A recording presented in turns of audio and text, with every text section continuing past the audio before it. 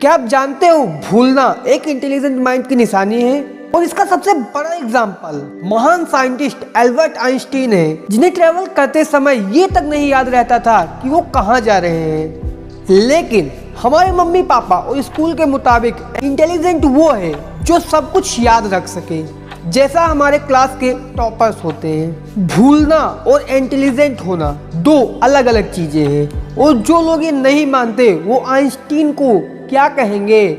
संसार में अक्सर देखा गया है, ये दुनिया किसी टॉपर ने नहीं, हमेशा लोगों ने जिसे नालायक कहा है उसी ने बदला है।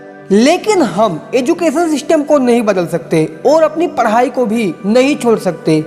और एक नॉर्मल स्टूडेंट की पढ़ाई करते समय सबसे बड़ी प्रॉब्लम है उसे पढ़ा हुआ याद नहीं रहता, और जो मुश्किल से याद भी होता है वो भी कुछ समय बाद दिमाग से उतर जाता है। इसलिए स्टूडेंट्स की इस हार्ड प्रॉब्लम का एक बहुत ही इजी सॉल्यूशन लाया हूँ। पढ़ाई करने का सही तरीका है समझ के पढ़ना, और ये मेरा नहीं दुनिया के बड़े बड़े साइंटिस्ट का सुझाया हुआ तरीका है। इसलिए मैं RQNQTR टेक्निक लाया हूँ, जिससे आपकी समझने की शक्ति 100 गुना बढ़ जाएगी और आप किसी भी टॉपिक को लंबे समय तक याद रख पाएंगे। दुनिया की कोई भी कठिनाई आपके हौसले से बढ़कर नहीं है, इसलिए समस्याओं से डरना छोड़ दो। अब आते हैं टेक्निक पर। RQNQTR। पॉइंट फर्स्ट, R का मतलब है रीड। जब भी आप कोई चैप्टर कोई टॉपिक पढ़ें तो उसे सिर्फ एक बार पढ़ें, और जो पढ़ें उस लाइन से एक ऐसा शब्द खोज लें जिससे आप क्वेश्चन कर सकें। जैसे मान लो आपको याद करना है या सिर्फ समझना है कि आचार्य रामचंद्र शुक्ल का जन्म 1884 ईस्वी में हुआ था। अब इसमें मेन है नाम और ईयर, लेकिन लोगों को नाम के मुकाबले ईयर जल्दी याद नहीं होता, इसलिए आप ईयर को चुन लें और आप पूरा सेंटेंस सिर्फ एक बार पढ़ें। इसको अभी तुरंत पढ़ें, साथ साथ प्रैक्टिकल करते चलेंगे तो आपको पूरा विश्वास हो जाएगा इस ट्रिक पर। पॉइंट 2, Q मतलब क्वेश्चन। अब आपको क्वेश्चन करना है।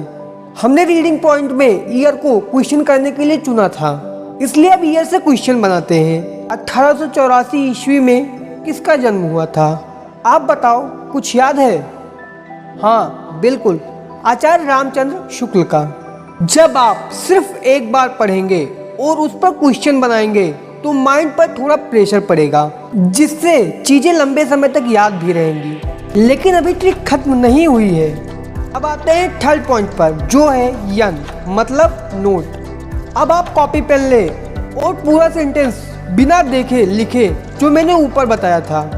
लिखा? क्या हुआ, याद है कि भूल गए? कमेंट में जरूर बताना किस पॉइंट पर आप लोग भूल गए। अब आता है पॉइंट नंबर 4, जो है फिर से क्यों। इसका मतलब भी क्वेश्चन ही है। आप इस पर दोबारा फिर से वही क्वेश्चन पूछे जो सेकंड पॉइंट पर पूछा था। क्वेश्चन याद है? कमेंट जरूर करना भाई, ताकि पता तो चले कि ये ट्रिक आप पर कितना काम की है। मुझ पर तो 100% की है।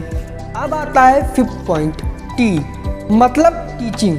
कहते हैं अगर आप किसी 5 साल के बच्चे को अपनी बात नहीं समझा सकते तो समझ लो कि टॉपिक आपको नहीं याद है। अब आप जो भी अगल बगल हो, भाई बहन दोस्त GF जो कोई भी हो, जो आपने पढ़ा है उसे समझाएं। वैसे GF से पढ़ाई की बात कौन करता होगा जी? बाय द वे, कुछ भी हो, समझाया? पहले अच्छे से समझाना, फिर जादू देखना। आपको पूरी तरह से टॉपिक समझ आ गया होगा। सिर्फ एक बार पढ़कर आपको पूरी तरह से समझ आ गया होगा। अब चलते हैं अपने नेक्स्ट पॉइंट पर, जो मोस्ट इम्पॉर्टेंट पॉइंट है। R मतलब होता है रिवीजन। याद रहे, रिवीजन मत भूलना, क्योंकि साइंस के मुताबिक पढ़ी हुई चीज 90 मिनट से ज़्यादा नहीं याद रहता। रिवीजन के लिए अलग से शॉर्ट नोट्स बनाएं।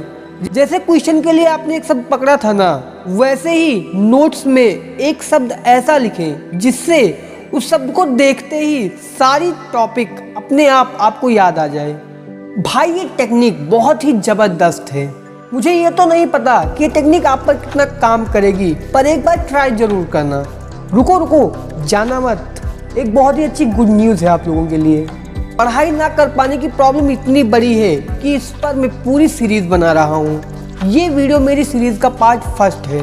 तो अगर आप पढ़ाई को लेकर सीरियस हैं और अपने माँ बाप को धोखा नहीं दे रहे तो इस चैनल को सब्सक्राइब कर लें ताकि पढ़ लिख कर आप अपने माँ बाप का हर सपना पूरा कर सकें।